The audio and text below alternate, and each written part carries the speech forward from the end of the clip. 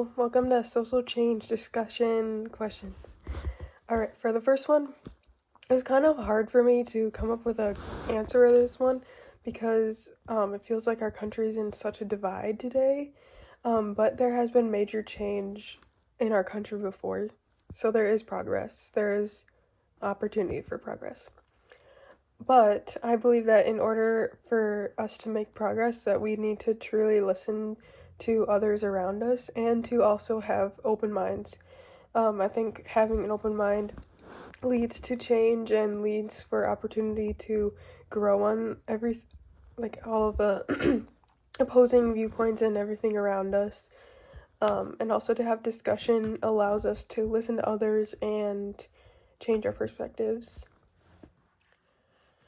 For the second question, I think education is very important for broadening your minds to other perspectives.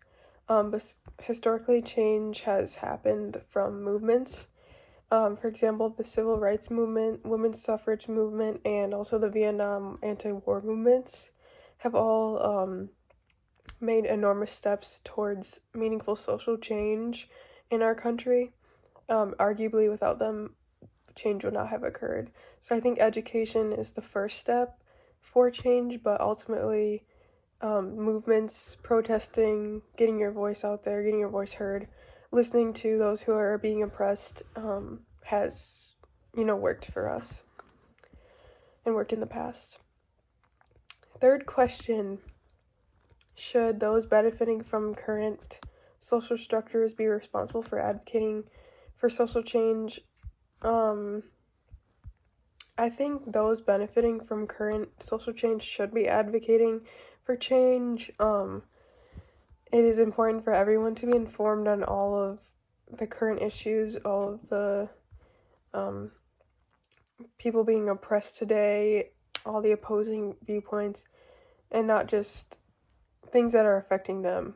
I think when people start paying attention to problems when it starts to affect them, they do not truly care about, actual social change or those around them. I think moving on, to ensure other voices are being heard, we need to give a platform to marginalized voices. I think it's important to not overcrowd or take up space from their voices being heard. So giving marginalized voices a platform is really important. Acknowledging that marginalized groups need space to share their voice is also important. And then letting their voice be a guide and not speaking for them or requiring them. Fourth question, can social movements ever achieve outcomes that benefit all members of society equally, or will some groups inevitably be left behind? I think in a perfect world, all of members of society would benefit from social movements equally, but I think sadly some groups are going to be left behind. It's inevitable. Intersectionality is a major factor in society today, and finding ways to create intersectionality and listening to those in intersectionality is very important, and it is still a working social movement. But there are groups being left behind, unfortunately. It is just a matter of, listening to them and trying harder every single day to listen to them and creating space for them to share their voice. Last question. Do you think real social progress requires distribution and conflict, or can it be achieved through peaceful means and consensus building?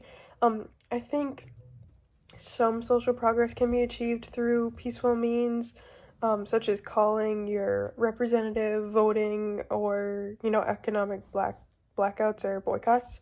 However, I think it takes much more significant attention, such as protesting and movements for big social change to happen.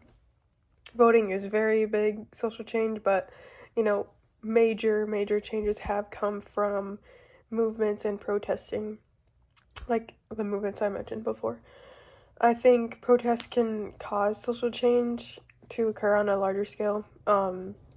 and they can be violent, but I do think that there are peaceful protests out there that have, you know, caused social change, and there also have been protests that have gone violent that have also created social change. So I think that overall social change can happen with the conflict and without. But I think the biggest indicator of social change is just attention, widespread attention on specific movements and protests and things like that, meaning I'm trying to say that big attention from social movements protesting causes bigger change.